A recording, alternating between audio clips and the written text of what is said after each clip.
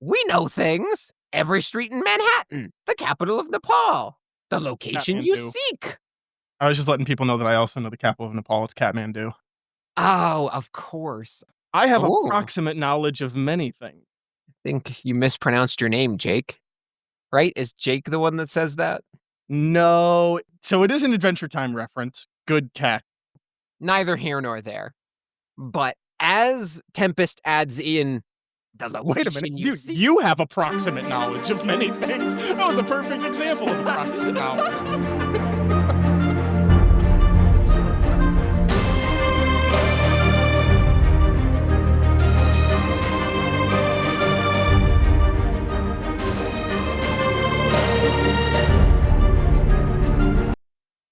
Hello, and welcome to Notes from the Oracle. I'm Connor, and together with Jack, my co-host from Cabin 6, we're going into uncharted waters as we explore the monstrous mythology of Percy Jackson and the Olympians.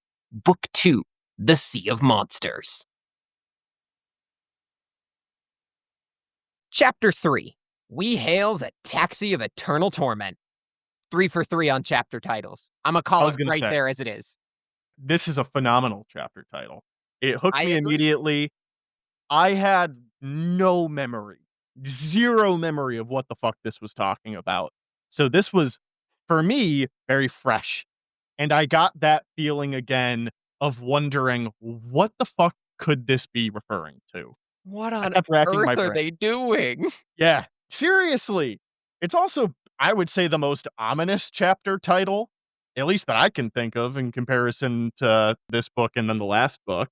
It's definitely more ominous than anything we got last book, and I'm looking through the chapter titles for this book, and I think it's definitely the most ominous chapter title for this book as well, which is genuinely a little amusing because it Mhm. is, I would say, my perspective, primarily a comedy chapter. Yes, this is Three Stooges level of tomfoolery. I had a Yes. blast with it, though. I'll Oh, just I come did out and too. say it. I thought this chapter was great. It it is another one of those chapters that starts in a place and ends in a different place and is trying to find the most interesting way to get you from A to B. And by the gods, have they succeeded at finding a fun way to get you from A to B? Is it mythologically accurate? No, we'll get to that. But who gives a shit? These 3 old ladies are a hoot and a holler. And like genuinely, there's some fucking physical comedy in this chapter that works really well. Yeah. Yeah. So, you know what? Let's get into it. Let's get into it. I Absolutely. think we're chomping at the bit. So, the chapter starts off. Annabeth is, hiding down in an alley, pulling Tyson and Percy along with her as fire trucks and police cars start screaming past them on the road, heading towards Merryweather Prep. Annabeth immediately, very pointedly says, "Where'd you find him?" and points at Tyson, which, like, okay, that's fucked up. She's saying it so disrespectfully, and Percy clocks that. He says, "Under different circumstances, I'd be really happy to see her. I really missed Annabeth. I know, we've got crazy history." Again, this is early chapter kind of recap of the main concepts of the Yep. last book. He says, "But here's the thing, right? As much as I appreciate Annabeth and as happy as I would be to see her, I was just attacked by these big ass cannibal giants, and Tyson had saved my life." He says, like 3 or 4 times, potentially more. And all Annabeth is doing is glaring at him like he was the problem. I I love Annabeth. And I'll at least point out that she calls Tyson him instead of it, which we will see later in this book from some of the more villainous characters. So she's getting the bare minimum. But genuinely, she's not also like, because she was there the whole time. Reminder, she was aura farming again. Yes, yeah. So she watched this. She watched Tyson catch flaming cannonballs that were going to hit mortal children. And she's like, not a fan. Also, when Percy says, "Why don't you ask him?" as she says, "Is he homeless?" She looks surprised and says, "He can talk?" Yeah. Which, Annabeth, your whole issue with Cyclops is that they can impersonate the voices of other people. Your whole reason for hating Cyclops is that they impersonated your dad and your friends when you were lost as a child. Of Damn. course they can fucking talk, you fucking moron. Now that's very interesting because I didn't remember literally any of that. Yeah, I was like, "Why is she cyclophobic?"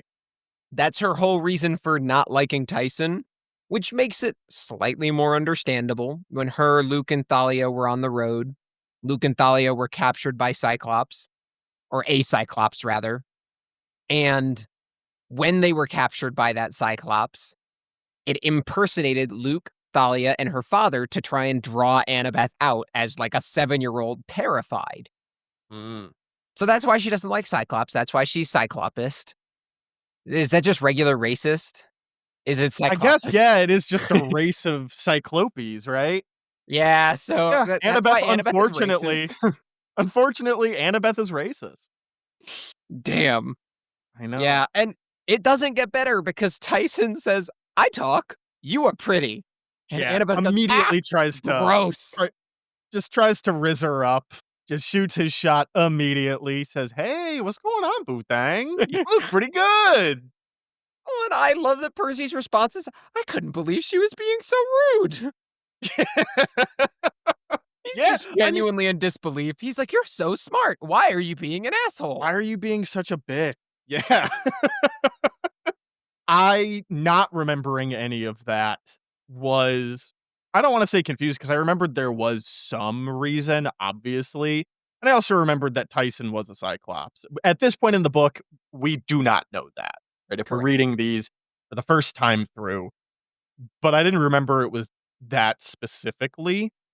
But There you raise a good point. It is a little weird if that's the reason she doesn't like Cyclops, that she'd be, like, so shocked that he is verbal. Maybe it's because he's like a baby. He's like a baby Cyclops.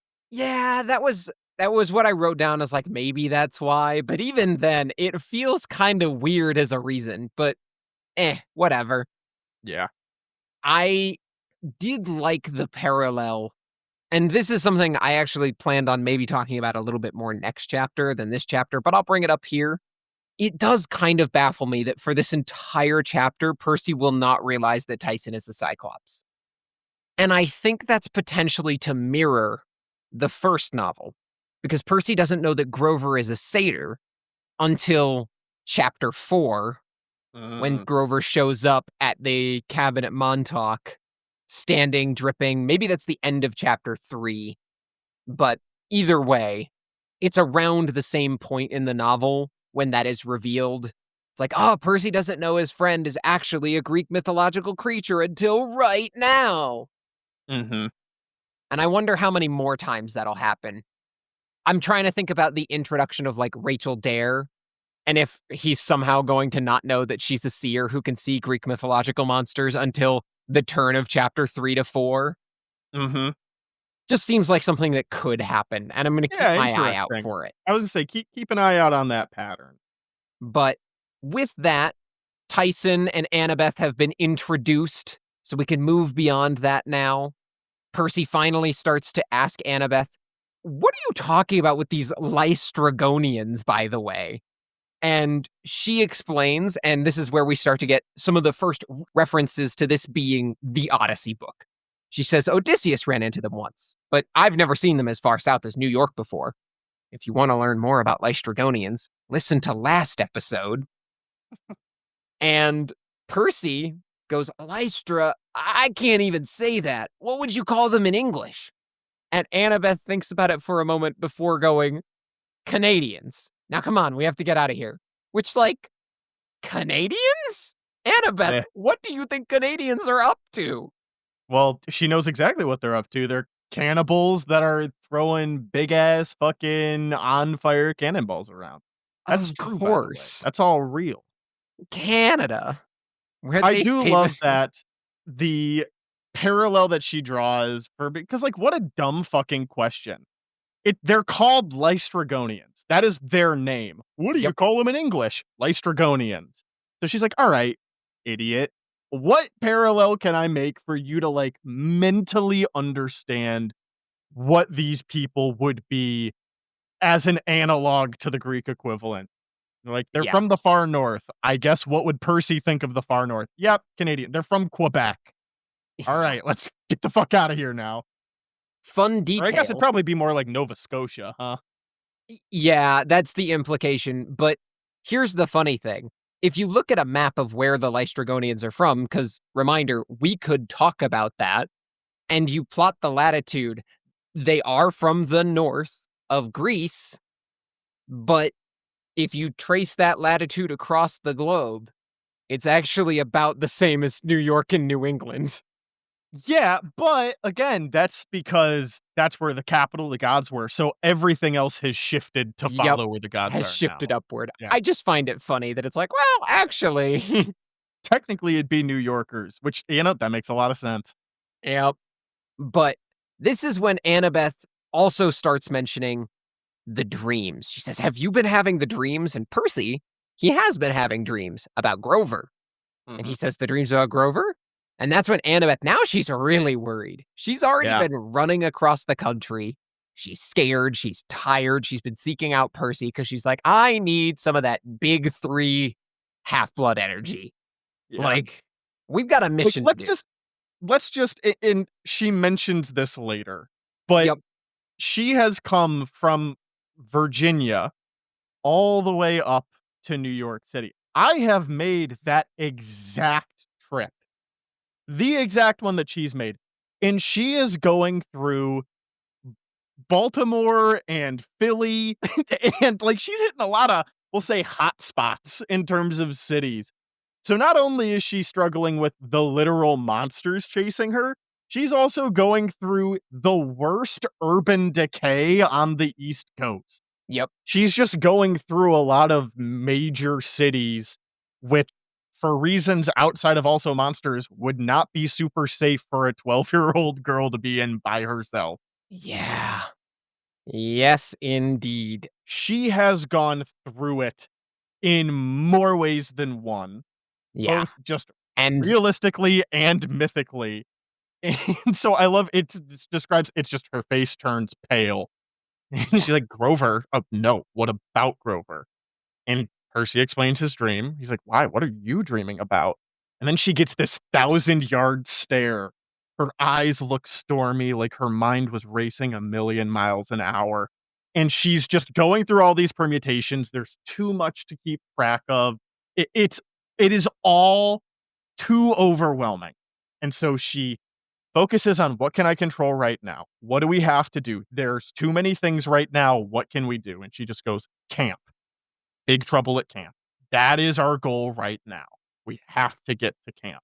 Yeah. And then Percy, you know what, Percy? I realize that you did this a lot more in the last book, but I don't know if I ever properly said this as a character trait. I think I might have referenced it more as it was a fluke each time. Percy asks good questions. He That does. that is I was just a about to trait of say his that. now. He just asks good questions. He's an idiot in some cases, but when it comes to, like, "Hey, we don't have a lot of time. Here is the one biggest thing I would love to know," he's great at that.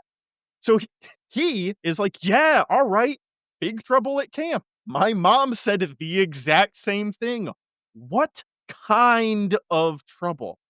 And unfortunately, Annabeth does not exactly know. She, I'm sure, is, through her dreams or maybe an iris message or something, has passive understanding. She just knows that there are problems afoot. She says, "I don't know.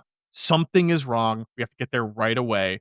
This is when she says, "Monsters have been chasing me all the way from Virginia, trying to stop me." Again, she's a survivor. The fact that she made it that far is fucking incredible. Like, that alone Yeah. should be considered a legendary feat. And before you continue, I want to point out because this chapter, I think it only happens like twice, but it's setting a tone for this book that I appreciate. Early in the last book, we had to deal with a lot of Percy asks a great question. No one gives him the fucking answer. Yeah. I like that Annabeth gives him, it's not the answer he wants, but she does give him the answer. She says, I don't know. And it's not like I don't know, of I just can't tell I you. guess we'll have to see. Yeah, She's nothing like that. genuinely on his level, like, I don't know either, but I know something is wrong, and I know that what we have to do to stop it is get to camp. Yep. Fantastic. There's none of this miscommunication, one person isn't telling you all the details because, I don't know, fuck you, I guess. Yeah. Like, that is, I think, part of what made me really enjoy this chapter. Not only is Yes. Percy still asking his good questions, but he's getting answers. Mhm. Yeah, I agree. We're gonna put a little pin in that Yep. because I will bring it up again at the very end of the chapter, but I don't wanna Mhm. get too far ahead. She gives as much information as she can within reason, and I agree. I think I that satiates me. I Yep, I accept agree. that. And she asks, "Have you had a lot of attack?" And she says it almost in a way that's expected, rhetorical. Like Percy would say, "Of course. Well, yes, of course there have been a lot of attacks, but I didn't think of anything of it." Instead, he complicates things by shaking his head and saying, "None, not until today." And then she says, "What? How is that possible?" And her eyes drift over to Tyson, and she goes, "Oh." And then Percy asks another good question. "What do you mean, oh?" Now, this we don't get an answer to. I will also kind of accept it because something interjects that Yep. distracts them. And it is funny. Tyson raises his hand like he's still in class. How polite, Tyson. Good job. And he says, "Canadians in the gym called Percy something. Son of the sea god?" And then Annabeth and him and Percy look back and forth.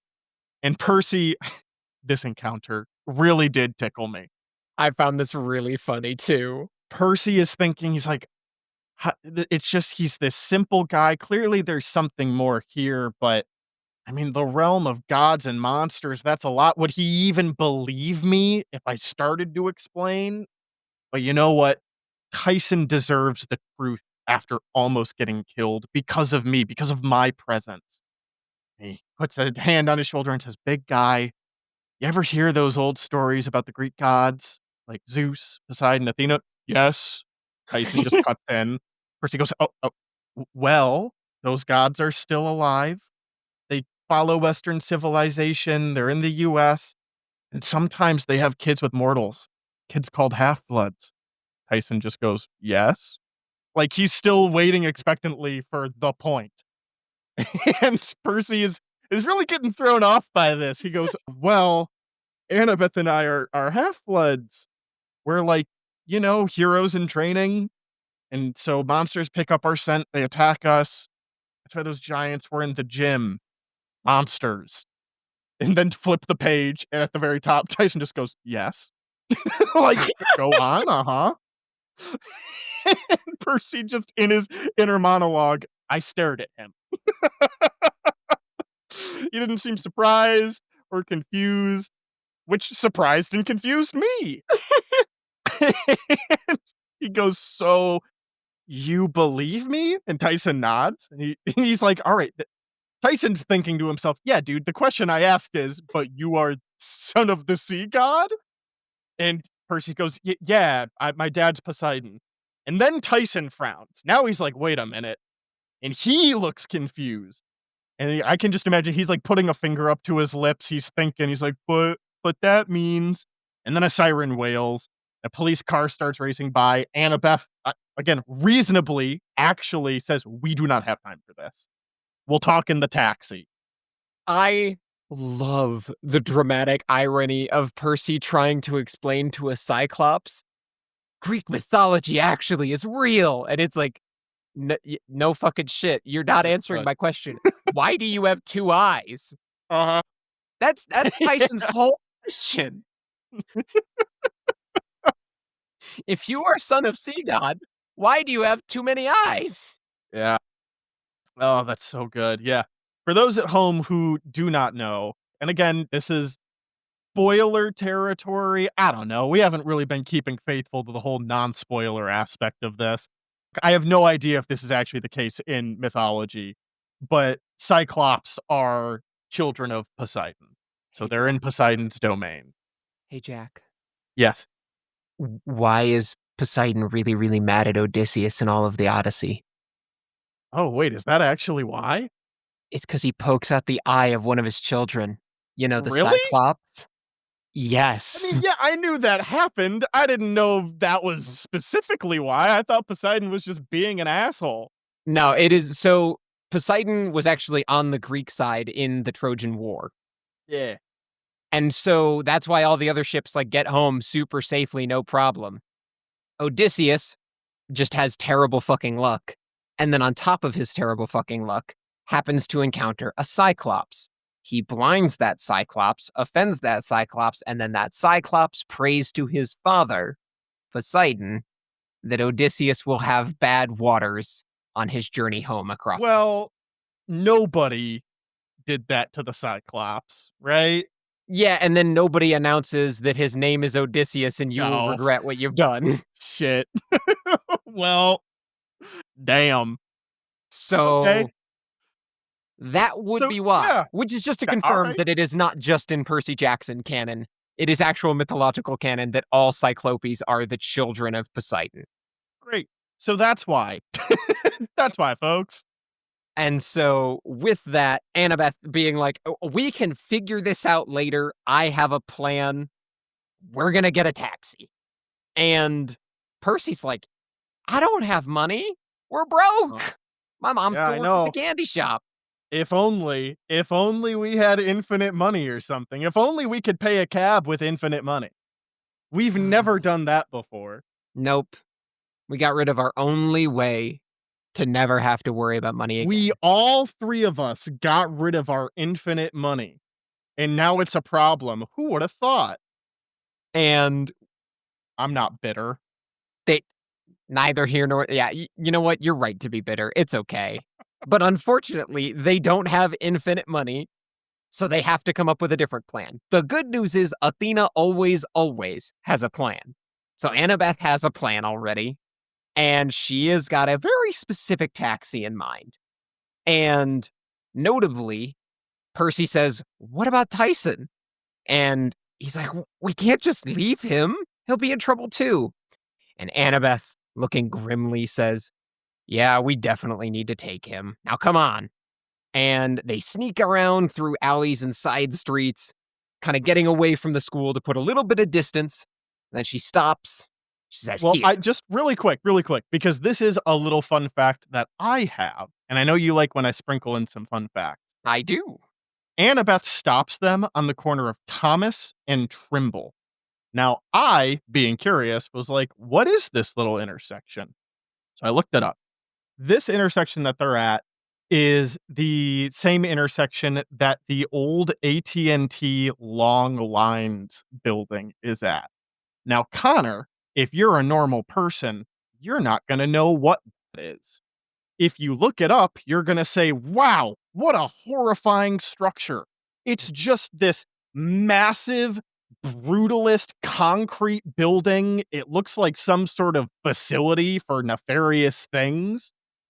And it historically was the AT&T building where they did stuff for like long distance calls or whatever. It basically was a telecommunications center.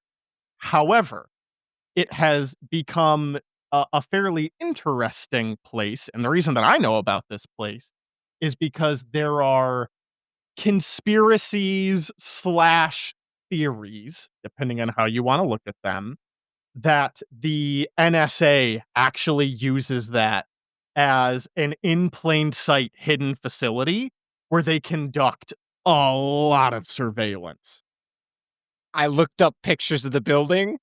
I can see why people would think that. That Right? building is horrifying. I know, and it's the people are like, "Well, it's hidden in plain sight," and it's like, "Is it though? I mean, look at it. That place Looks like a looks prison. evil." Yeah. It's also that building, one of my favorite video games, Control, for those of you that have played it, one of the main locations in that video game is based on that building, and it's kind of this SCP X-Files-esque bureaucracy building. So there's a lot of history with it. I have no idea if Rick chose that intersection at like specifically because of that, or if there was some deeper meaning, or if he was like, yeah, that's just one that I know about. But I thought it was kind of neat. I also like the idea that Annabeth took them to that corner because she's like, look at that brutalist architecture. Huh, neat. I was literally about to start digging and think to myself, like, why would he choose that? I think you've given the best explanation, which is it does have a genuinely unique piece of architecture to it that I think Annabeth would just be like, all right, wanted to see that. Check that off my Yep, list. now we can go. Yeah. I know we gave the chapter where when they're in St. Louis, is like, we must see the arch. We gave that a lot of shit. But Mhm. I do like that if that is her reason for taking them to this intersection, it shows some consistency of her character that she's like, I know we're in danger and need to move very quickly, but I also would very much like to see this cool architecture. I will delay us, and this time I'm not even going to tell you. That's right. She's not going to make point of it. She's like, that was kind of embarrassing last time. I'm going to just do it kind of implicitly right now. I would find it very fun if we start looking through like the novels as we go through the series. And every so often, Annabeth will just randomly take them to a place to do something, and we look it up, and it's just like, there is a fancy piece of architecture there, and Rick just never draws attention to it. Hmm. He just drops them in. I think that I'm would going be to keep very looking cool. for it. Anytime he drops a specific location, you better believe I'm hitting up Google Map. I would say we should be looking that up now. I think that's a really good idea. But once she has seen the very brutalist, I mean, God, that is a creepy looking building. I know, it's crazy. She has gotten her side quest done, and now we can get our chariot of damnation. She reaches into her pockets, she shuffles around, and she manages to find a golden drachma. She tosses it on the ground and shouts something in ancient Greek that Percy understands as "Stop, chariot of damnation," which is so fucking hard. Goes hard. It goes very hard. And as she throws the coin on the street, instead of clattering on the asphalt, it sinks right through and disappears. For a moment, nothing happens before the asphalt darkens and melts into a rectangular pool about the size of a parking space, bubbling red liquid like blood. And then a car erupted from the ooze. Man, I wish that any part of this was rooted in mythology to be like, that's so cool. And it's also a reference to this. This is all just Rick being like, I don't know, man. Wouldn't it be fucking cool if the taxi rose from blood? Yeah. I do think that was I got the vibes that that was a large part of this chapter, was just Rick being like, "Wouldn't that be fucking awesome, actually?" It really, I like that he just took that creative liberty. I would have loved more mythological accuracy here, but I totally understand why he's playing loosey-goosey with it a little bit. And he even gives us a little bit of useful in-world lore that when Percy asks, "Why didn't you just take this all the way from Virginia?" And I don't know if we're quite there yet. I might have skipped a few things. But when he asks that, Annabeth's like, "Oh, it's just outside their radius of service." So I like it because that narrows in as to like, why didn't they use this to get to LA last year? Yeah. Well, they would have been outside the service radius. Makes Yeah. perfect sense. Why don't they use that for the rest of this book or the next book? Very simple answer, and that's good world building. Well done, Rick. It is, and this is another example of and I know we talked about this last book, especially with the Hephaestus trap chapter, this Mhm. melding of modern and mythological.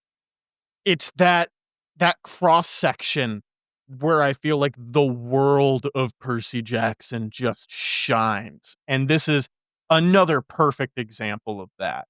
You get this, you know, speaking in an ancient Greek, tossing a coin onto the ground starts turning into bubbling, oozing blood, and then just a car comes out of it. But even the car, it'd be funny if it was just a regular taxi cab, but it's a taxi. It's undeniably a taxi, but even the physicality of the taxi itself, there are elements to it that still make it properly mythical. It's not Yeah. yellow, it's a smoky gray. and it looks like it was, and I love this descriptor, woven out of smoke. It seems almost ethereal, like you can walk right through it. That's It's a just such a really cool neat little description. detail. Yeah. No, it's a very cool description, and I'm gonna spoil a little bit of what I wanted to talk about in my myth notes, but I love the idea that Rick treats these Greek mythological presences as though they have still been living for the 3,000 years after we get the stories of them. Mhm. The Grey sisters, the Graeae, and like I said, we'll get more into that later. Their only notable ability is that they know places. They know where things are. So, if you know where things are in a pre-Google Maps world, I guess you would make a really good taxi. Yeah. If you could just get places and know where to go, it's not an unreasonable conclusion. I like that in this, again, very New York-centric version of Greek mythology as well, that's what they end up doing because taxis do feel like a very quintessentially New York thing, Mhm. just across media and things. It makes a lot of sense that that's what they would end up doing. I think it's a really fun way to work the modern in with the mythological, like you were saying. I agree. And the description of these three is something else. Mhm. Percy struggles with his dyslexia to read what the door says. The passenger window rolls down, and he says an old woman stuck her head out. She had a mop of grizzled hair covering her eyes. She spoke in a weird, mumbling way, like she'd just had a shot of Novocaine. Passage? Passage? Annabeth says, 3 to Camp Half-Blood. And then she just screeches and says, we don't take his kind, pointing at Yeah. Tyson. And Percy says, what was it? Pick on big and ugly kids day? Yeah. I just gotta say, Connor, literally from this point until the chapter ends, no pun intended, it's pedal to the metal, full steam ahead, stepping on the gas and not letting up. I don't know that I'm gonna have things of substance to say until the chapter ends. Because it just turns into, like I said before, this Abbott and Costello, Three Stooges, slapstick comedy bit that is beautifully written and described. I can picture everything absolutely clearly, and you can just tell that Rick, this is one of those chapters, he had a fucking blast writing, and you can feel it in every line, in every quip, in every back and forth dialogue, in every non sequitur. He was just, I'm sure, cackling to himself writing all of this. Absolutely. So, There's no way this wasn't just the most fun. yes. Oh, it absolutely was. I mean, it was a blast to read. And it is from the point here where they're like, we're not going to take his kind. Annabeth says, extra pay, 3 more drachma on arrival. Done! The woman screamed. Brief interjection. I love that so many Greek mythological presences are just like, well, shit, I'll do it for money. Yeah, of course. They're like, bribe me, do it. It'll work. Bribery is just such a commonplace thing across these Yeah. novels. I can't take you kids to the. Oh, shit, but for money? All right, I'll do it. Hold on, actually, I could use a new suit. That's it. I just love the number of Greek mythological presences that are like, I'll change my values for money. Give me those drachma. And from this, the woman takes the money, and Percy very reluctantly gets into the cab. I love that Tyson is the one to squeeze in the middle. That's They got the crazy. biggest fucking guy right in between, and Annabeth then crawls in. The interior is also this smoky gray. It feels solid. I mean, he's sitting in it. The seat is cracked and lumpy. I love, again, this is, I feel like Rick doesn't do this all the time, but when he does, it works so well. He's very good at making things feel tactile. He uses a lot of tactile language. Hmm. It's a visceral sense. The seat is cracked and lumpy. It's like any other taxi. There's, he looks ahead. He's using all these grounding elements of things that most people are at least aware of, even if they've never been in a taxi. Usually there is a plexiglass screen that will separate the passengers from the driver. But this time, nope. Hold on, wait a minute. There actually isn't just one old lady. There's also no glass. There are 3. They're all in the front seat, and each of them have stringy hair covering their eyes, bony hands, and charcoal-colored sackcloth dresses. Again, I close my eyes, I know exactly what this interior is like. I can fucking smell it. It's so the description is so visceral. Yeah. And after you get all of that, you get to she floored the accelerator, my head slammed against the backrest, and a pre-recorded voice came over the speaker. It's like starting a roller coaster, the G's that Yes. hit you. And I love that as the experience ramps up and gets faster, you get a pre-flight safety message Mhm. style. Hi, this is Ganymede, cupbearer to Zeus, and when I'm out buying wine for the Lord of the Skies, I always buckle up. Because remember, the real theme of Percy Jackson is wear a seatbelt. Wear a seatbelt! I'm so glad that you noticed that. It's in All comes back to click it or ticket, man. it's in Seatbelts save damn near the lives. same place. Again, because So it's true. chapter 4 Uh-huh. of book 1 and it's chapter 3 here. I just love that Rick is like, if you're not gonna read the whole book, god damn it, you're gonna learn that seatbelt safety is important.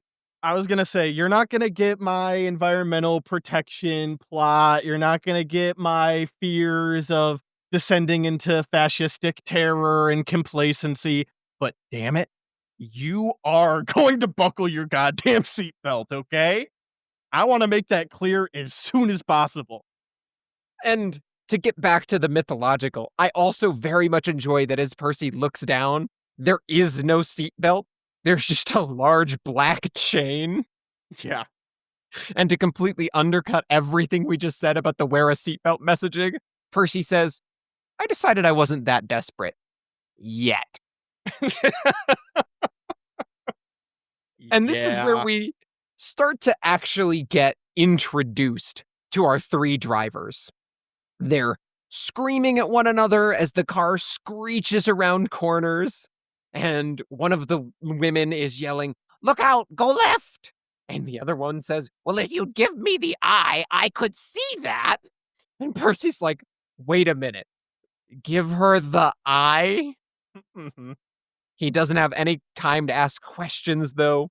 Just adding to the full comedy of the situation, they're nearly hit by an oncoming truck as they fly over the curb and into the next block. The old women continue to argue with one another. One of them says, "Give me that girl's coin. I want to bite it. You bit it last time, Anger. It's my turn." Just, Fucking stupid. It's just yeah. ridiculous. It's just pure chaos. Only one of them is paying attention to the road, and it's not the driver who yells out, "Red light!" Another one yells, "Brake!" As I was reading this, I was obviously enjoying it, but I thought there's gonna be no way we can effectively describe what it's like reading it because we can just, read this aloud, but it doesn't capture the every line break, the back and forth, the brief interjections of inner monologue. It, it just reads so well. It reads incredibly well. And again, this is another example of, at least in my mind, Rick using the format of the written word exceptionally well in Yeah. how he spaces things out and how he uses the paragraph breaks and how he bounces without saying, and then she said, and then this one said, it just trusting that we understand the back and forth nature of who's talking. Or in some instances, it doesn't even really matter who's talking. It's just gibberish. They're all bounding over each other. You get the sense that they haven't shut the fuck up since they started driving. They're just bickering the entire time. And then there's just interjections of Percy fearing for his life, just being genuinely Yes. terrified the entire time. Or, one of my other favorite running things about this chapter, Tyson being like, "I'm gonna fucking vomit." Like, I feel really sick, you guys. Well, and to your point about the back and forths, the next line here has each of the three old ladies named saying what they're saying. And Mhm. Percy, for all of his panic of like, well, this is the end. What a way to go out. He very politely says, "Excuse me, but can you see?"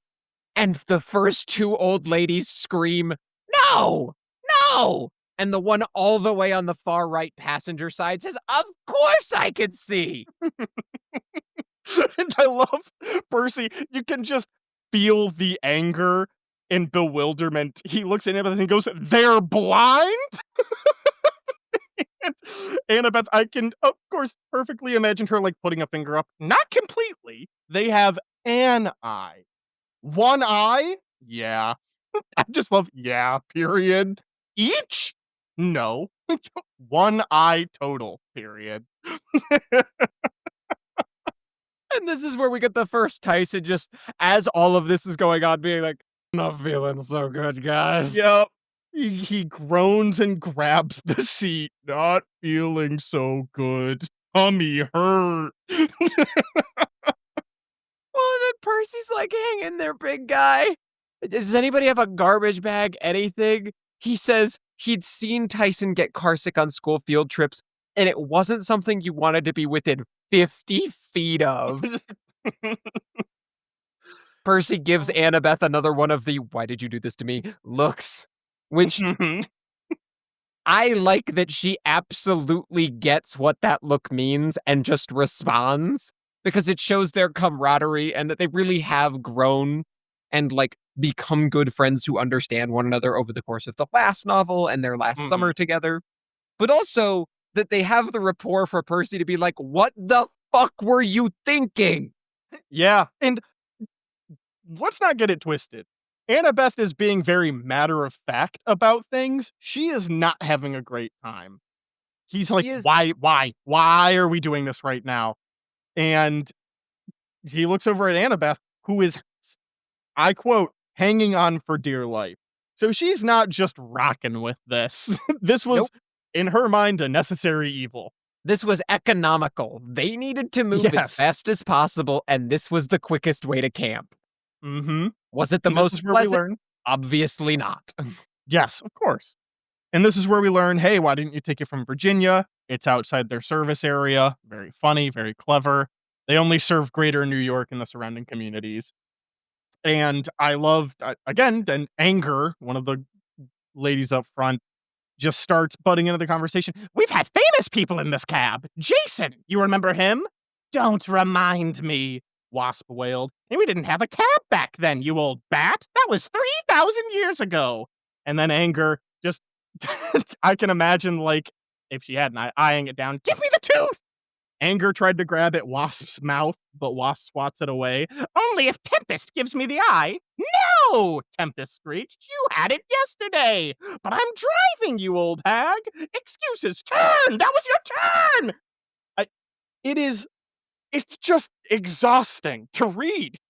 It's It's so chaos! much.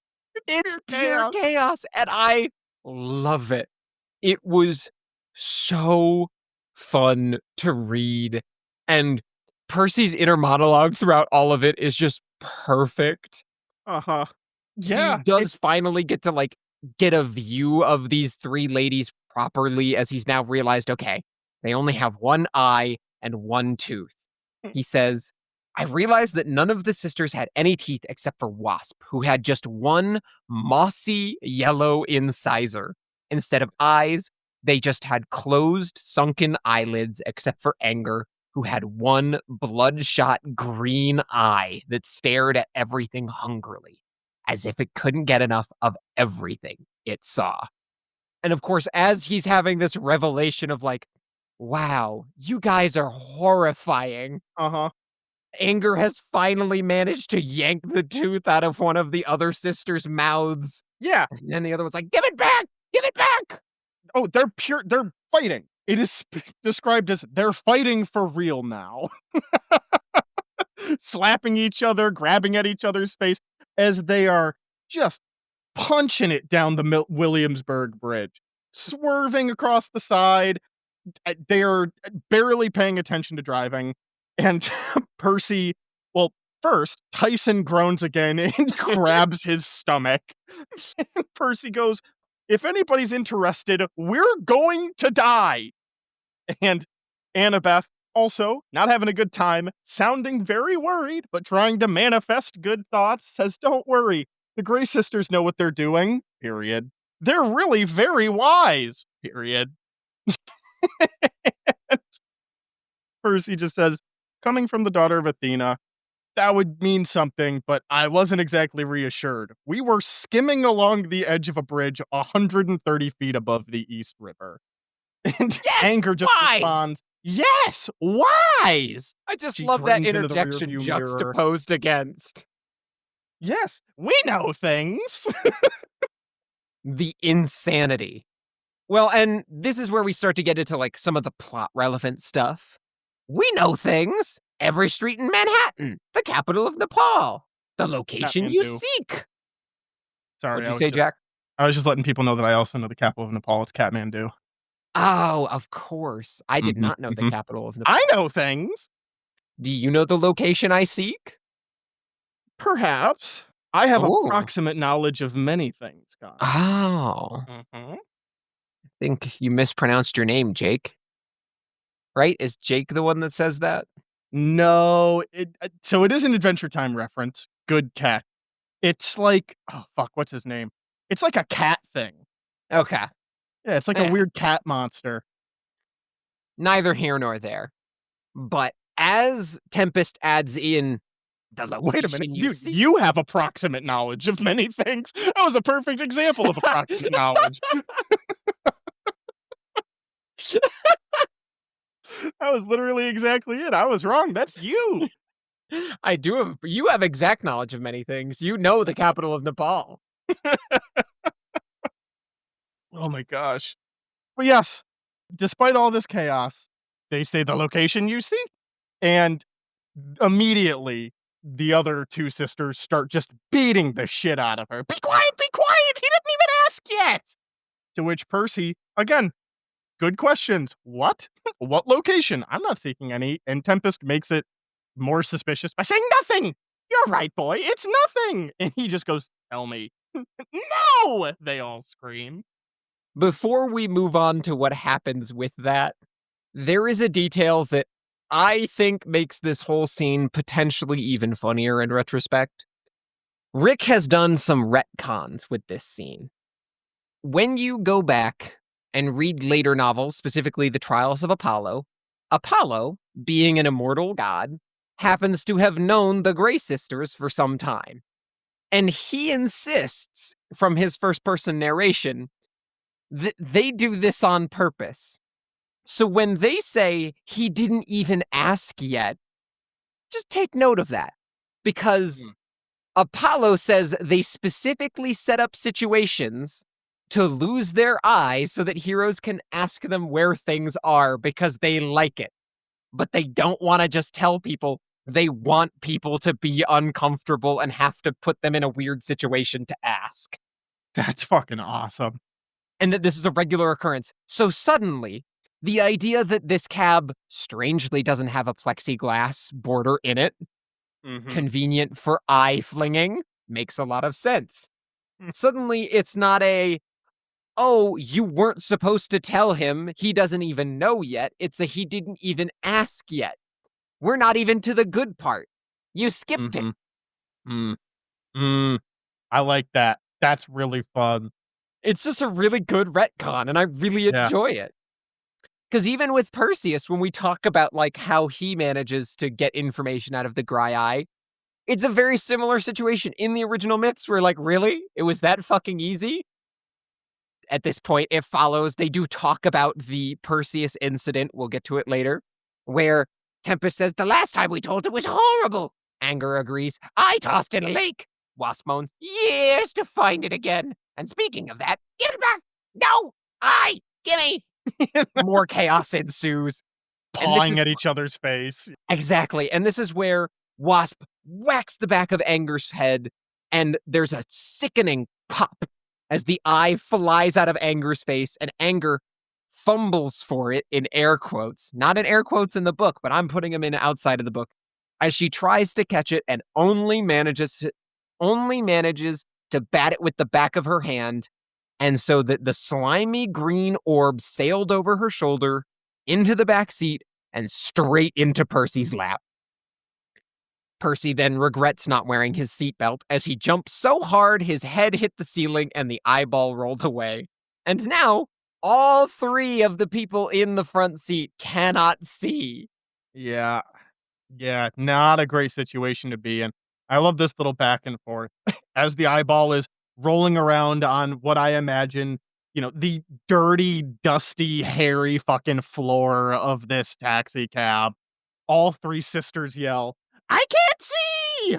Wasp wails, "Give me the eye!" And Annabeth, now for the first time, screams. She's only been speaking with periods at the end of her sentence this entire car ride. She now screams all of this pent up energy. She goes, "Give her the eye!"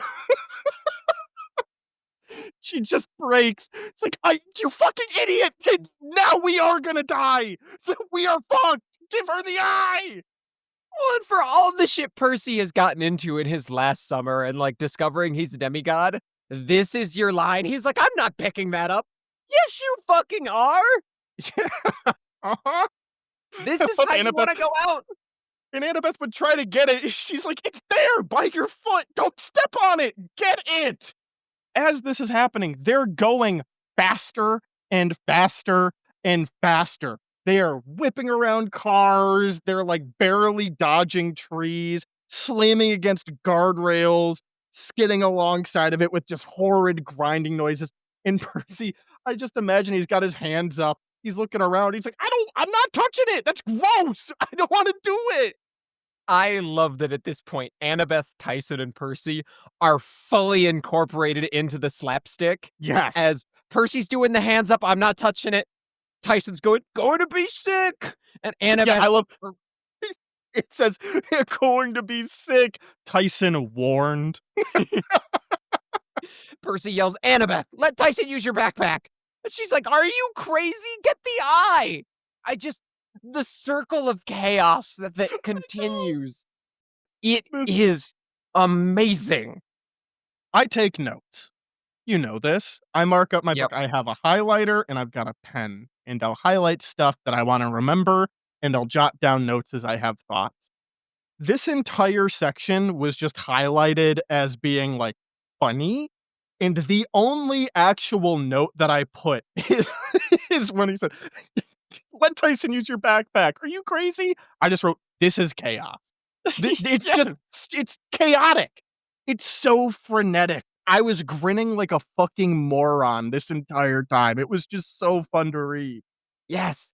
And I love that it gets capped off with what I was talking about earlier. Percy, he's asking good questions and he's actually getting answers. Yes. He tears off a part of his tie-dye shirt from Merryweather Prep. He picks up the eye and they say, great, give it here. And Percy says, not until you explain. What were you talking about? The location I seek? And no time, accelerating. Clearly like, I can't tell you. Yeah, but it's true. It's not like, "Oh, we're accelerating," like, "Oh, we're going as fast as we can." He looks out the window.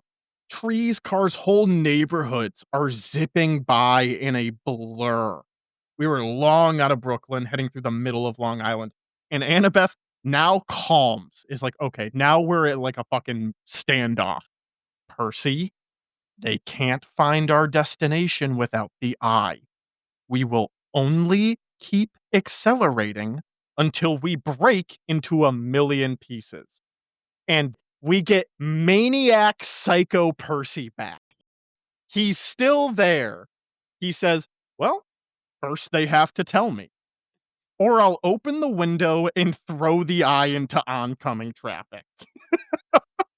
Guess we'll die then. Yeah. Ah, what a shame. He said, "I will fucking kill myself, bro." Are you kidding me? Tell me what I wanna know right now. I'll kill myself and everybody in this car. Yeah. Grey sisters are wailing, "No, it's too dangerous!" Which, this context of them being, like, theatric about it adds a whole new layer that I do Right? love. They're just really hamming it up. "It's no, we can't do that! How too dangerous! No, no!" And he just goes, "I'm rolling down the window." And then they all scream, "Wait!" And Connor, we probably should have talked about this before the chapter started. Because this is a book that I don't remember a whole lot from, Mhm. I want to give my theories on things. I love If that. you are able to not confirm them, don't. Just, like, let me sit with it. If it's something where it's like, "Nah, Jack, I gotta talk about this for myth purposes," or whatever, Yeah. do it. But I'm curious. They say 4 numbers: 30, 31, 75, 12. I love Rick, of course, writing in such a way that anybody can imagine. They built it out like a quarterback calling a play. He says, "What do you mean? That makes no sense." And they just repeat again, 30, 31, 75, 12. I have to assume that those are coordinates. I'm not saying anything because you told me not to confirm. Yeah. That is my thought right now. And again, I do not remember. I genuinely don't know. But from what little pieces I do recall, and the fact that this is an Odyssey book, I think that that's coordinates to, I don't know if it's the island that Grover is on, if it's something else that's important, but that is a place that they have to go. And if I'm right, then hell yeah, I outsmarted middle grade fiction that I've technically already Woo! read before. But with that, Percy is like, "That makes no sense." And they're like, "That's all we can tell you. Now give us the eye, almost to camp." Which absolutely implies they did know where they were going. Yep. They were just stretching it out so that they could get the drama they wanted. Yeah. Annabeth is now like, "Give them the eye now." He decides not to argue. He throws the eye into one of the old lady's laps. She shoves it into the socket. I love she shoves it into the socket and then blinks like she's putting in a contact lens. She slams on the brakes. The taxi spins around in a cloud of smoke and squeals to a halt in the middle of a farm road at the base of Half-Blood Hill. Tyson lets out a burp, says, Tyson let loose a huge belch. "Better now." Better now. He pats his stomach. And Percy is like, still on business. He's like, "All right, now tell me what those fucking numbers mean." And Yes. Annabeth is like, "No time. We have Uh-huh. to get out right now." And Connor. Connor. Mm-hmm. I see no time, and I immediately get defensive. That little pin, that little tiny pin that I put there before. We're talking about it now. I see no time, and we've talked about this before. I'm like, that is never the case. There's always time. There's Mm, literally always time. That's fucking stupid. And I was like, I wrote, "Come on, man. This again?" I was defensive a little too soon. I had yeah. a preconceived notion. I had personal biases, and I was proven wrong because Percy was about to ask why when he looks up at Half-Blood Hill and understands there is no time. Because at the crest of the hill was a group of campers, and they were under attack. End of chapter. There's actually no time. There's literally no time. Thought we were in action. No, we just got to the action. That is part of what I was talking about earlier when I was like, I like that this chapter, it gives you things. Percy is able to say, "No, what is this location I seek? Give me some fucking details." He Mhm. gets a detail, maybe not the whole picture, but it's some information. And then we have a very reasonable reason of not just like, "Oh, tee there's thunder in the distance. It looks like I can't finish telling you things today." Yeah. Yes. There's This like is a all legitimate fucking reason. I ended this chapter and felt satisfied. I Very felt satisfying. satisfied. It was so frenetic. It was just craziness from start to finish, and this is one of those chapters I read the last line and I wanted to just keep going so bad, so bad. Yeah. It hooks you. This is a great chapter. Nothing super meaningful happens, but that doesn't stop it from being one of the most fun chapters that we could have had at this point in the novel. Oh, It didn't this need to is do anything, and it does so much. yes. Oh my god, yeah, especially in comparison to the other what we've been referring to as bridge chapters. This is, I think, probably the best one Yeah. from just getting we need to get from here to here. This is no Gladiola the Poodle. Right.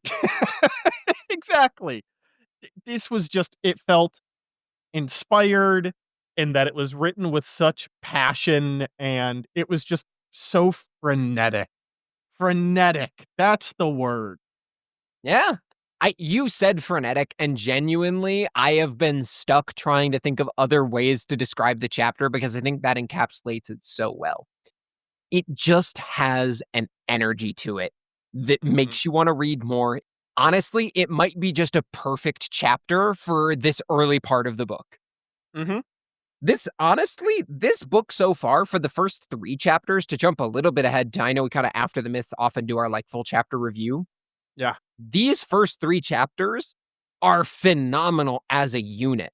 They establish so much so quickly, they move you straight into the action, they immediately get you invested in Tyson as this new character, but they're also reminding us of the dynamics that we enjoy from Percy and Annabeth, because mhm, we've also skipped all of the, like, bickering between the 2. yeah. Yes, they're bickering, but they're not angrily bickering, they're just like, "Come on, man, you know what we have to do right now." And Percy's like, I am not doing it until I get an answer," and Annabeth's like, "I respect that you want an answer, but we don't have time." Uh-huh. No, I agree. I was also gonna, after the myths, break down this first kind of 3 chapters, but I'm fine with doing it now too. I had the exact same thought. I have been incredibly impressed at how good this book has been so far with throwing you right back into things. It Yeah. doesn't belabor any points. It doesn't spend too much time treading old ground that we don't need. Some of that recap stuff has been baked in exceedingly well, and it's just been a blast. Yeah. It throws you headlong into everything, but without it feeling overwhelmed. There's a sort of natural ramp up from chapter 1, very short, let's just get Percy to school. Chapter 2, Percy's gotta, like, do some classes, and here's the bully, and these goons are kinda weird. These goons are really weird. Oh, these goons are cannibals. I got it, that makes sense now. And only after we get the goons are throwing flaming cannonballs and eat people do we get these 3 just insane old ladies, Mhm. and it's wonderful, it's perfect. It is. It is. I am so But glad we're in agreement. yeah, but with that, why don't we take a seat on this side of Half-Blood Hill while the clashing of bronze on steel happens over— oh my god, is that a— that thing's breathing fire. Well, we'll talk about that next week. For this week, What? What? we're talking about Ganymede and the Graeae. So do you wanna start with the 3 old ladies or the seatbelt safety PSA? I think I wanna start with seatbelt safety guy. Woo! Seatbelt safety PSA.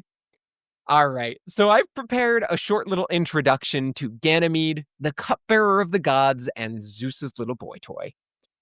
This one is going to be a little bit shorter. Pardon Be- me? oh, do you not know anything about Ganymede? No. Oh, you're in for a treat, Jack. I know that it's the largest moon of Jupiter, There's which I guess would make that. sense. Awesome. That is phenomenal. So, as I was saying, this is going to be a relatively short introduction to Ganymede, since he is pretty prominently featured in a much later novel. So, assuming that we get to the senior year adventure series and have not had a reason to cover him before then, we will be talking about Ganymede then in Percy Jackson and the Chalice of the Gods.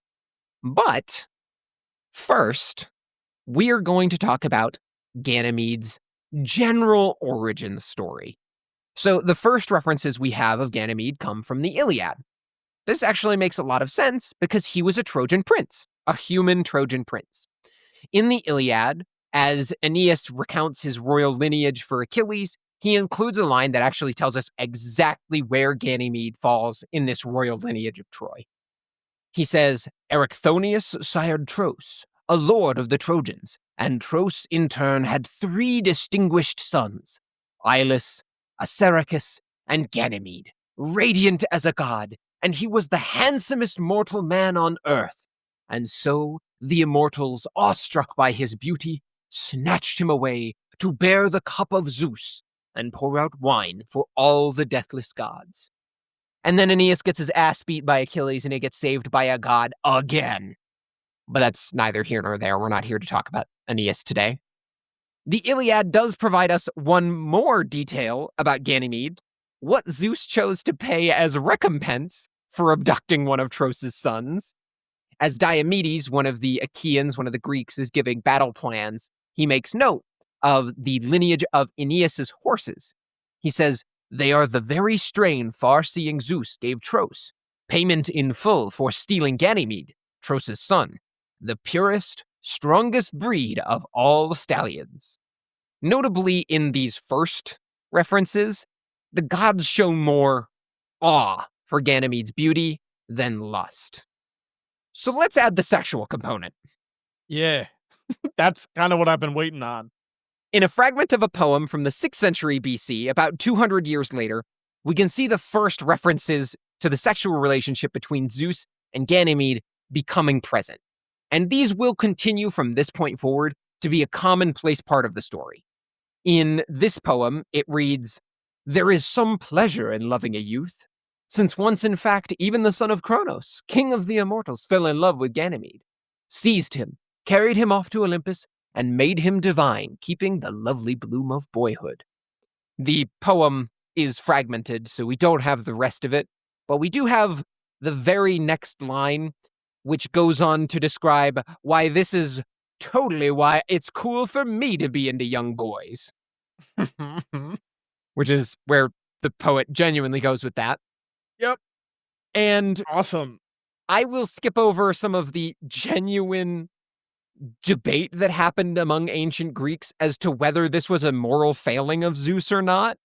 Mm-hmm. Plato very specifically falls on the perspective of giving into the temptation of homosexual love is a bad thing because loving a woman is practical and makes new people. And to love another man is solely for the purpose of pleasure. How greedy and unnecessary. It's like, yeah, boy ass is pretty awesome, but like, how is that productive? Yes! That's awesome.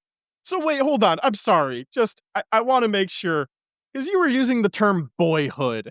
Are you talking about masculinity or are you talking about like young boys? Because I We mean are it's ancient talking about Greece.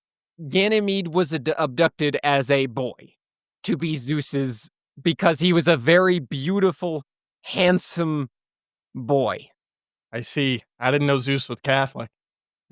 Oh Yeah, no. you cut that if you want. I don't know how big our Catholic audience is, I have no idea. I don't get that kind of demographic data. but everybody leave a comment if you're Catholic. You know what? Everybody put your religious preference. Comments below. My religious preference is eagles. Transition. That was not smooth, but continue. So, lastly, it is worth mentioning the manner by which Ganymede was abducted and his association with constellations, actually. Ganymede was identified with the Aquarius constellation by the ancient Greeks, and Aquila, which resides next to it, represented Zeus's eagle. Together, they depict the full story of an eagle coming to take Ganymede to the heavens, as seen in this quote from Pseudo-Hyginus's Astronomica, where he's discussing the constellation Aquila. He says, this is the eagle which is said to have snatched Ganymede up and given him to his lover, Jove. And so it seems to fly above Aquarius, who, as many imagine, is Ganymede. It's worth noting that in this version, the eagle is an agent of Zeus who abducts Ganymede and brings him to Zeus, Jove being the Roman name for Zeus at the time.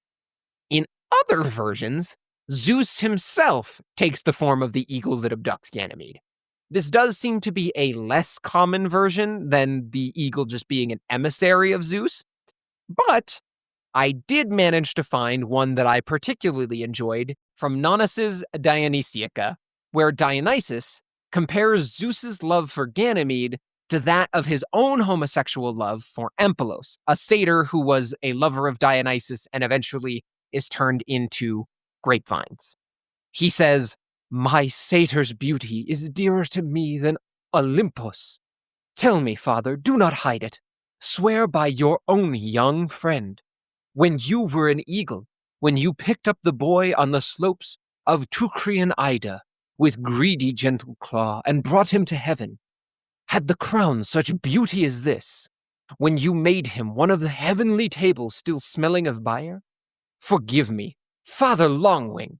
Don't talk to me of your Trojan wine pourer, the servant of your cups.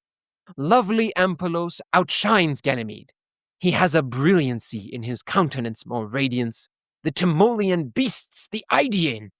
There are plenty more beautiful lads in troops.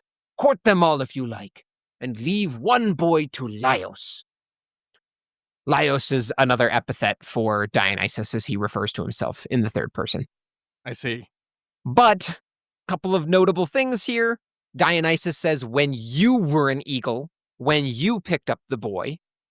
So therefore, it does imply that in some versions, Zeus takes the form of the eagle that plucks Ganymede and takes him to heaven.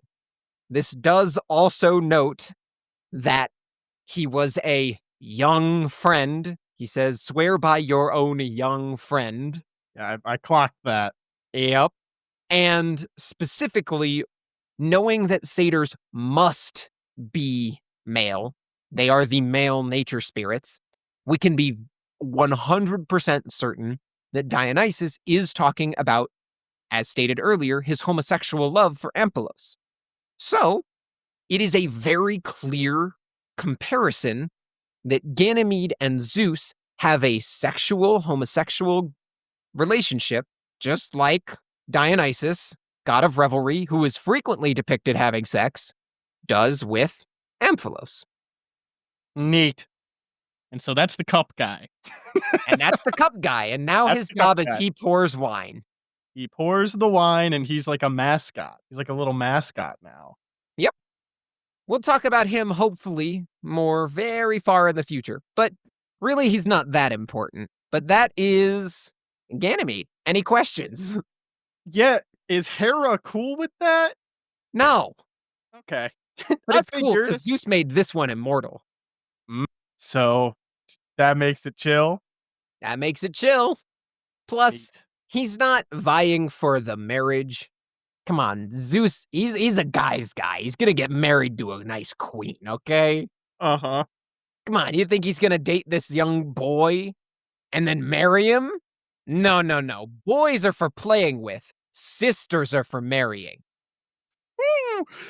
Ah, right. Thank you for clarifying, Cotter. We can move on to literally any topic now. In all seriousness, Ganymede is also a part mortal.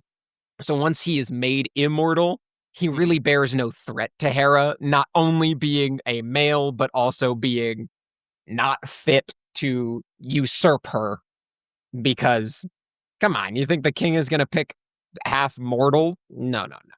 But and I know it makes no sense to put any kind of rationale or logic towards inherently illogical and irrational gods. I don't know that Zeus was trying to marry any of these other people. Definitely not. I was so I'm not I'm not really seeing that outside of her just being like, "Well, they're guys." They marriage is between a man and a woman. Yeah, I mean, honestly, Hera might just be totally cool with polygamy, so long as Zeus is hitting on young men. That's actually so based. It's the most based thing she may ever have said. And she didn't even say it. You're just intuiting.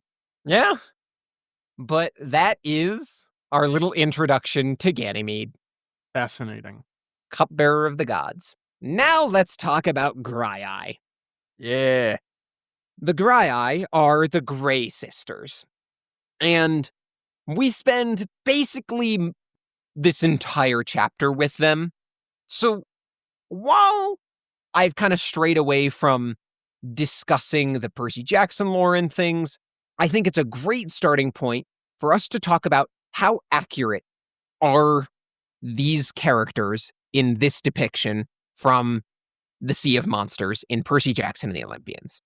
Let's start with the Argonaut in the room first. The Graeae, so far as literally, not just me, any mythological source can tell us, never interacted with Jason. Period, full stop. The Chariot of Damnation, also a Riordan original. It's certainly really cool, and it's interesting, but as much as I would like to have that be something from mythology, it just isn't. Rick said, I need some cool shit. These old ladies have met Jason, and they drive a fun gray taxi. What more do you need? What more do you need? Outside of that, their depictions appear to be pretty accurate, which is good. So let's take a step back and talk about the original descriptions that we have of the Graeae, starting with their parentage. The Graeae were more children of Keto by Phorcys. This is attested across many sources, but primarily and most importantly, it's attested by Hesiod's Theogony, which is perhaps the most definitive source for genealogy in ancient Greek mythology. Hesiod writes, and again, Keto bore to Phorcys the fair-cheeked Graeae, sisters grey from their birth, and both deathless gods and men who walk on earth call them Graeae. Pamphedro, well-clad, and saffron-robed Enyo, and the Gorgons who dwell beyond glorious ocean. So we're now going to take a little bit of time and comb over that quote to see if we can grab all the important details. First, let's look at the only real description it gives us about the appearance of the Graeae on the whole, which is that it describes them as gray from birth. This is in reference to their hair color, implying their age, but we can be even more certain that that's what it's to imply, because the term Graeae, used here to name them, that they will be referred to very regularly throughout many, many, many sources, pretty much any source that references them, literally just means old women.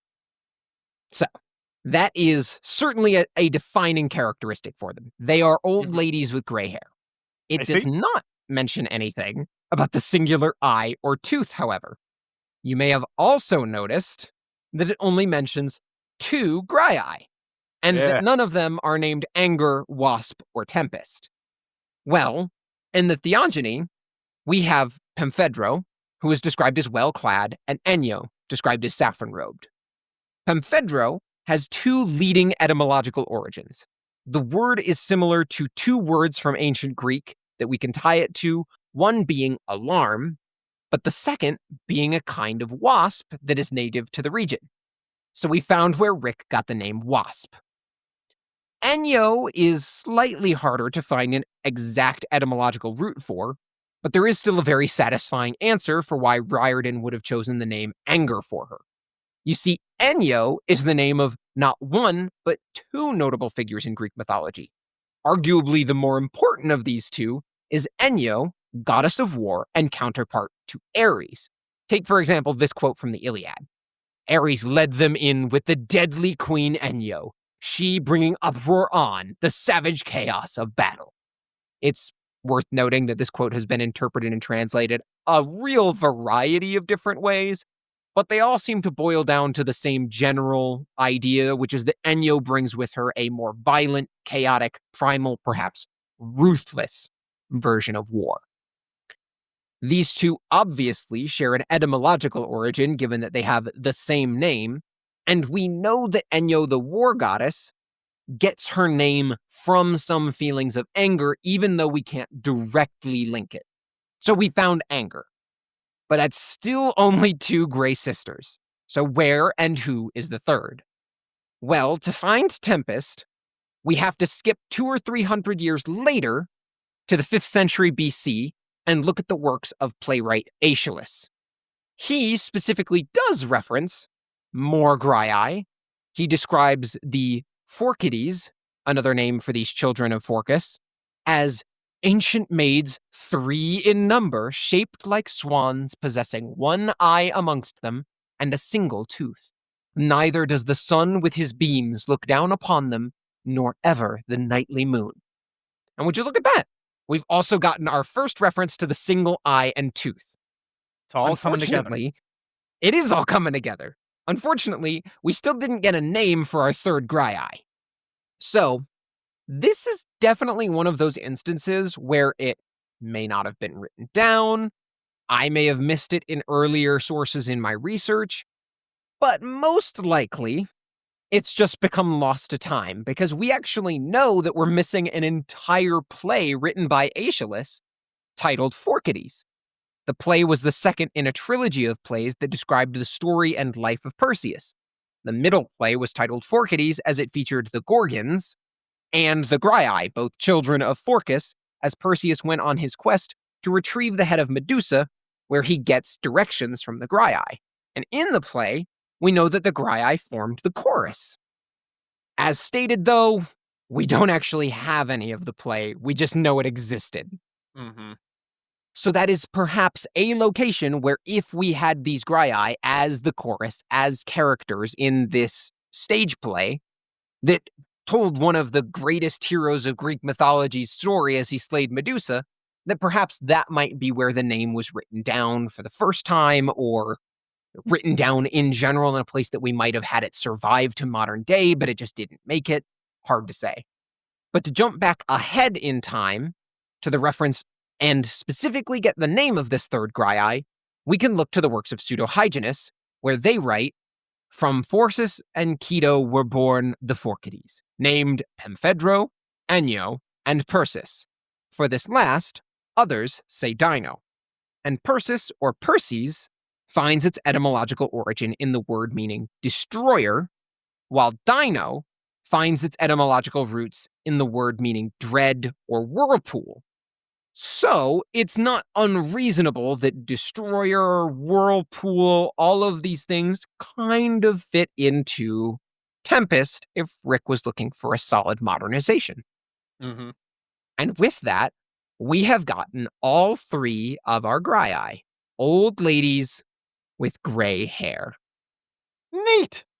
So, that is a lot about the Grey Sisters generally in terms of depiction, description, despite their, honestly, relative unimportance.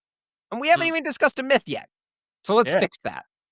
During our breakdown of The Lightning Thief, we talked about the story of Perseus and Medusa inside our episode for Chapter 11, We Visit the Garden Gnome Emporium. You may remember that Perseus needs help in finding the home of Medusa and the other Gorgons. Yes. It's time to talk about how Perseus got that help by throwing 3 old ladies' eye in a lake. Unfortunately, that detail is actually only in the Pseudo-Hyginus version, so far as I could find, but the rest of Perseus's encounter with the Graeae is rather short, so I've actually picked an excerpt from Ovid's Metamorphoses to tell this part of the story, and then I'll go back and read you the Pseudo-Hyginus so that we can round out and find the lake part. It is also important to note that the eye that the Graeae use to see is described as coming from Phorcys and possessing some level of magical ability to see further and therefore help Perseus to spot the lair of the Gorgons, or in this chapter of the book, it makes sense why they are able to see where Camp Half-Blood is or other far-off locations with this magical eye. In the Ovid version of the story, Perseus is telling the story of how he slew Medusa at his wedding with Andromeda, and he says, "There is a spot beneath cold Atlas, wherein bulwarks of enormous strength, to guard its rocky entrance, dwelt 2 sisters, born of Phorcys. These were wont to share in turn a single eye between them. This by craft I got possession of. When one essayed to hand it to the other, I put forth my own hand and took it as it passed between." And that's it. That's all he says. He says, "Yep, I got the eye by just sticking my hand out." And in most versions, that's just how he does it. And in any version where he doesn't get it by just sticking his hand in as they try and pass it between the 2 of them, it just says he took the eye. How compelling. in the pseudo-hyginus version, it reads, "This eye Perseus snatches, as one was passing it to another, and threw it in Lake Tritonus. So when the guards were blinded, he easily killed the Gorgon when she was overcome with sleep." So he could have just kept it and given it back when he was done. But he No, threw he's it an in the lake asshole, though. because he's an asshole. He's a dickhead. And that is the story of Perseus and the Graeae. That is far less involved than I was expecting. Yep. Pretty short chapter, not a lot of myths to get to here. I was really hoping I would have a myth to talk about, like when the Graeae interacted with the Argonauts or Jason, and they just don't. So that's neat. I know some of you may have heard them mention the name Jason and thought, oh, we're going to talk about Jason? Not today. But that's because we're going to have lots and lots of opportunities to talk about Jason in this book, because this book is all about going and getting the same thing that Jason was going and getting. That So makes a lot of sense, because I was specifically thinking that. look forward to that. But that is all of our myths for today. Pretty short and sweet. Yeah. Short and sweet. A nice little ending to a very high energy, crazy chapter. You know what? I'm okay with that. I like that balance. I think this will be a nice, shorter, little bite-sized piece for everyone to enjoy after the mega episode. And Mhm. before we get into next episode, where we are going to have some interesting things to talk about for sure. See ya. Thanks for listening. If you enjoyed this podcast and want to support our content, please be sure to leave a review, share with your friends, and follow us on all your favorite podcast platforms. Until next time, this has been Notes from the Oracle.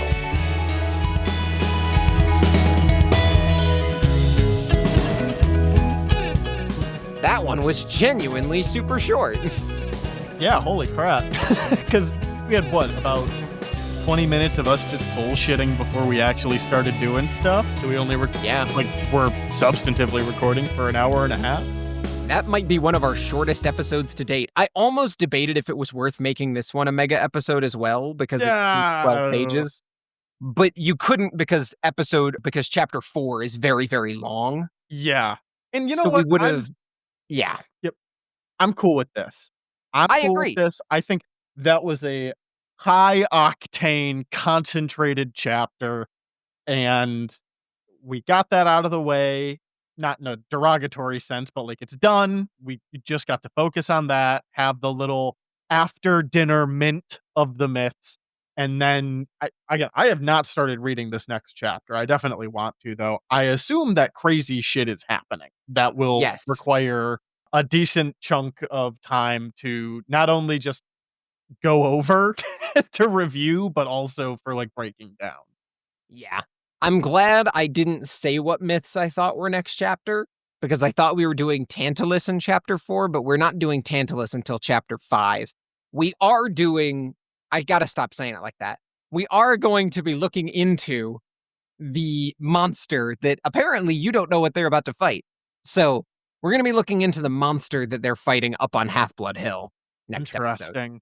Yeah, dude, this chapter was the one where I'm like, "How the fuck did I forget this stuff? Like, how do I have no memory?" Did you I really remembered forget there about, was an like, the eyeball. 3 old ladies too? I remembered there was something with the eyeball, but in my head, I think I was mixing them up with the Fates.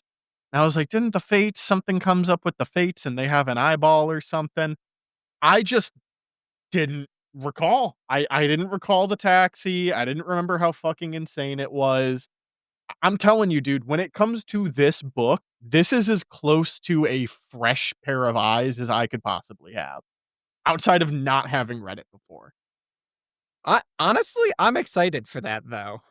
Yeah, I am too. I mean, again, and I've said it before, it's nothing new. Like, the first book, there were bits and pieces that I didn't remember, but for the most part, I knew the main story beats, and the stuff that I forgot about, honestly, there's kind of a reason I forgot about. Yeah, who needed to fucking remember Gladiola the poodle? Right, exactly. Your sworn nemesis, Gladiola.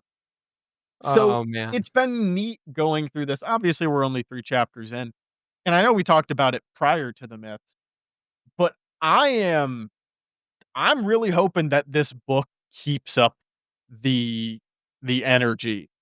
And not necessarily that every chapter needs to be this fast-paced, action-filled, quippy, just, like, decadence, but I really like the direction that this is going. It's, I feel like, effectively building off of the first book and the world and the characters already, and I have, so far, grown to really enjoy Tyson, which again, Yeah. I'm happy to see that.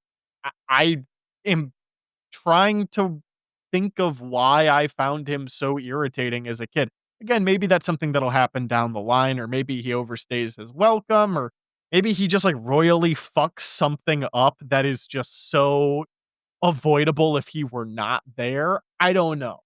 Without spoiling anything, but because I did manage to so a couple things here.